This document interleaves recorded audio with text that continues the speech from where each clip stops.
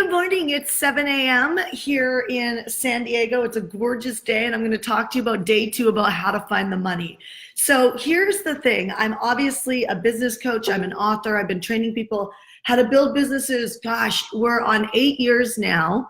But that's really, it's funny because our company's about 8 years old, but I really feel like I've only been in business for 6 years and have been able to not only build, almost an 8-figure company, but we're going on to really change the world, which really has to do with what I want to talk to you about today. So everybody wants to know how to find the money. I gave 3 tactics yesterday. On Facebook, I actually put a link to yesterday's 3 tactics about how to actually go and generate the cash. Today, I want to shift gears because as I develop this 5-day series for you, I was thinking about what are the things we cannot miss to help you learn how to generate, how to find the money, right? And the point is that, it's like you have to be able to find the money to be able to grow the business, but you also, I'm getting on the edge of my seat, but you also have to find the money to be able to live the life that you want, right? A house on the ocean it doesn't come cheap. Or, I hate flying economy. I hate it. I hate flying economy. And so, because I like to work on a plane. Anybody else like to work on a plane? I love to work on a plane. And so when I'm on a plane, I like to be in first class because I like to type and I like to work and I get so much work done because I can't connect anywhere else. And so I was going to say, I guess you actually can now on planes because you can get on the internet. But I write training blogs and things like that to be able to make a difference for you. So let me get into it, because we have 20 minutes here and I keep going a little bit over 20 minutes because I'm wanting to give you as much as I can, but I'm going to try and stay right on 20 minutes. So grab a paper and pen and I want you to do some self-reflecting and I want you to question yourself on some of these questions. So you ready? Give me some hearts, give me some love, say hi to me on Instagram. If you're ready, let's roll. Okay, first thing is you need to sell something that you care about. And that might sound really obvious, but I have coached a lot of people. You need to sell something that not only inspires you, but inspires other people. Did you get out of bed? I woke up at 4 a.m. this morning. I was like, ding! And it's I literally remember being 18 years old and not having this energy, right? At 18, I didn't have the enthusiasm that I have today because I just get that I matter. And I mean that in a humble way. And so getting that I matter is not about me building my confidence or not even about practice. Yes, if you practice, your confidence will grow. It's actually about connection. And so first step is you really have to ask yourself, are you selling something that inspires other people? Or follow me on this. Or when someone asks you what you do or why you do it, even just think for a second, just close your eyes for a second, just think, not if you're driving, but just think, if I was to ask you, why do you do what you do? And does the answer that come up, and even maybe it didn't have enough time to go even deep, but typically if you're a coach is asking you this or somebody's asking you this, do you go into some sort of a rant, and it might be a nice rant, right, about what people need? It'd be okay, so let me act this out. So I said, Shanda, why do you do what you do? Well, I just think it's crazy that people don't have, why would you ever want to live a life without money? Why? I know there's things that you want to give to. I know there's things that you want to make a difference in. I know there's people that you want to, be more generous with. And I know that you want to, I don't care if you say you're simple, you don't need much. That's such a racket, right? No, if we were to all not think money is bad or shameful or you shouldn't want for more, if we take out all of our beliefs around money, it's at the end of the day, it's why would you ever want to live without it, right? So I might answer like that, but that's kind of a little bit more of a leadership answer. I used to answer like this because there was almost like an angry activist, right? So it's I'll ask somebody why do you do what you do, as a health professional? And somebody will be well, people are living with cancer and this and that, and it just makes me so mad because they could eat like this or do this and be cancer free, and like it's like there's almost like an angry activist answer when we get into our whys. This is just what I've experienced in the industry of coaching, like everything from retail companies to network marketing to coaches to financial advisors to real estate agents. It's always like there's like this, like it just doesn't inspire you is what I'm trying to say. And it doesn't inspire me to listen to it. It actually is like you basically shut people down often with your whys because they're connected with something that has some sort of a negative edge to it. Now, there's a place and a time for that. Okay, so I'm not saying throw that attitude out. I mean, often the reason why you do what you do is because something pisses you off about the topic, right? But so step number one to finding the money in today's day 2 of this is you have to be selling something that inspires people. You have to be. I mean, we have a client right now that does love coaching. And she did really well last year. And, and now she's blowing up her company. And one of the things that we created was she created this amazing ring. Maybe you heard me talk about it end of last year because I was so inspired about it. But see, I was so inspired about it. So, and I'm married, so it's not even like I'm her ideal client, but I was so inspired by it. She created this ring that's like absolutely beautiful. And it's a keychain that women carry around that are single and she was going to sell it. So she was going to create a whole e-commerce site. And I'm like, no, stop. I go, what if all the sales from this ring went 100% back to a nonprofit? What nonprofit would you go to? And I'm not saying you have to do it like this. It's just, this is a way of inspiring people to get involved and buy and help promote and like expand what it is that you're doing without you having to grind and push so hard, right? Like you're not going to do this on your own. You need raving clients who buy from you and share what it is that you offer, and you'll never seek for money again. And you need to come up with concepts and ideas that inspire people and inspire you. So her ring scenario is, I said, forget about trying to create another revenue generator. It's not always about the money, guys. It's not always about chasing the cash. It's actually about the come from that inspires people. I said, what if your clients all got a ring when they actually became clients, and then they got rings in their purse so that they buy 3 rings. So you give them a ring and you encourage them to buy 3 rings so that when they go out, and trust me, single women have single friends, right? And they literally give these keychains to their girlfriends to be able to inspire this next movement. And 100% of these profits actually go to a charity. Now, there's a campaign off the back end of this. Every time somebody buys a ring, it triggers an email to a sales coach that calls and, and empowers them around why they bought the ring, and really does some surveying where they could actually write down what's the words in our clients' minds so that they can match all their marketing to that. I mean, there's a whole campaign behind this, but that's not what we're not talking about campaigns right now. Talking about you're not going to be able to find the money unless you actually have a business that inspires people to give to you financially and to, other people to be able to expand and make a difference. So that's number one, is, are you selling something that inspires other people? And you just know, is there anybody around you? Does anybody want to help you? Are you talking about it all the time?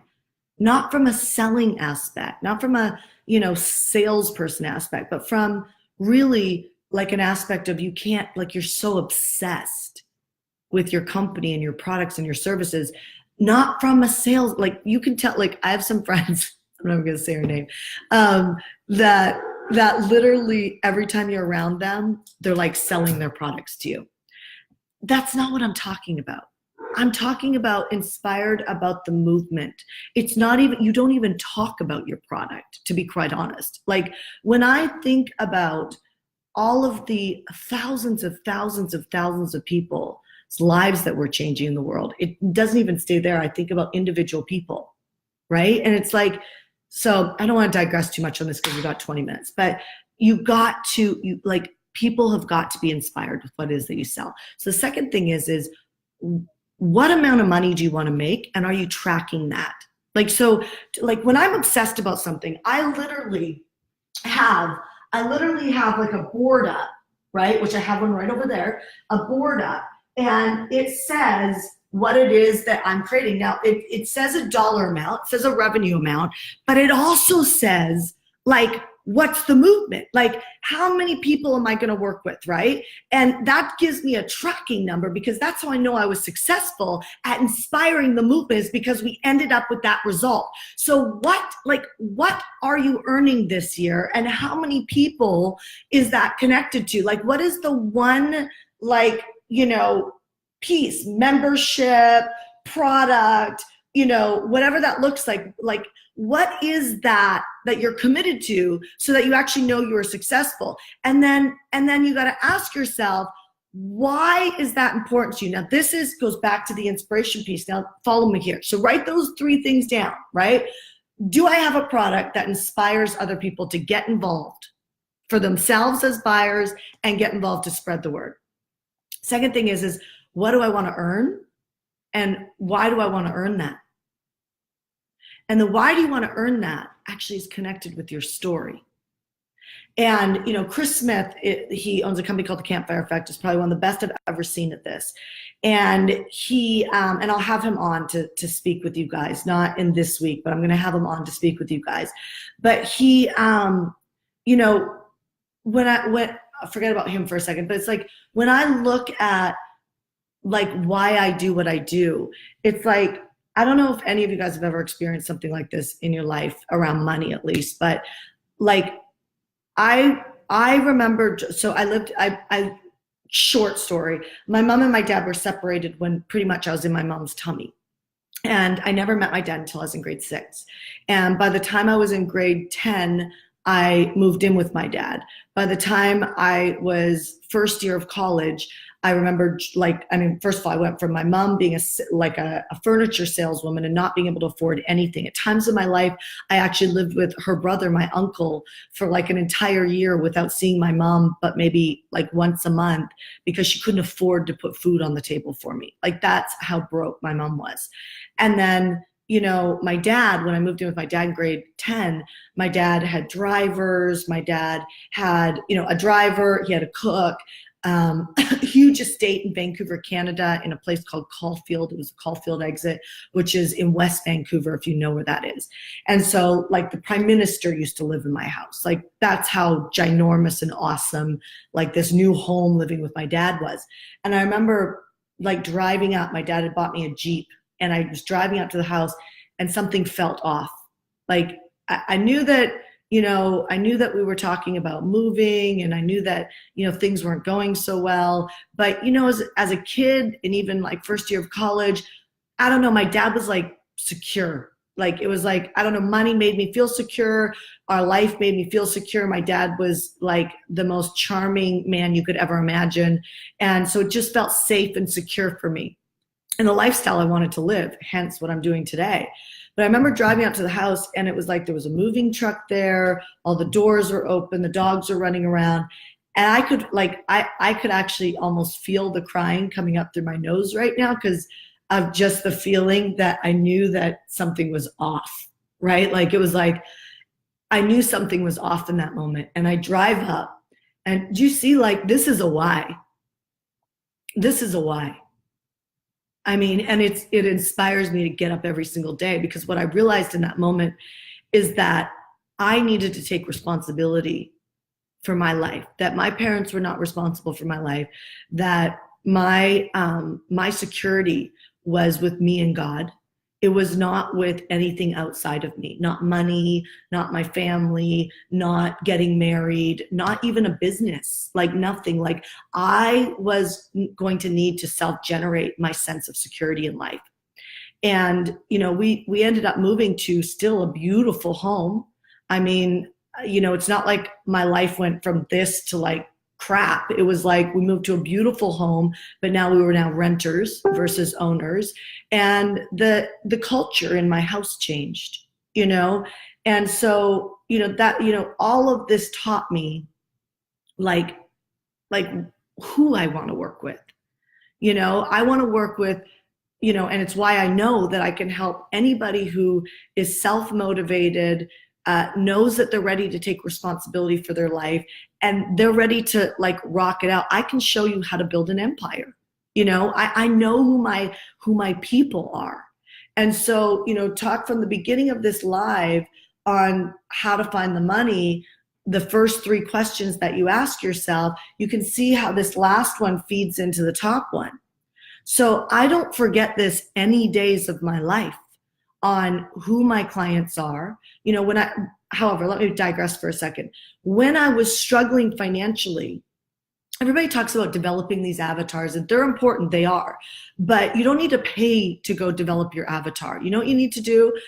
Or maybe you do, because maybe you're the type of person who, like me, it's like sometimes there's something you can't change in your life that you've got to go put an investment down on it, and when you do, it holds you accountable. I had to do that with changing my schedule, right? But it's like, really your avatar comes out of your story, and knowing why you do what you do, and being so obsessed because you know that audience so well, becoming so obsessed to pull them out of their own personal hell in whatever area they're in and give them a better life. And whether that's teaching them how to pray with God or have a relationship in faith, or whether that's around their health, whether that's around money, whether that's around, psychology, performance, whatever it is, like we all have these stories.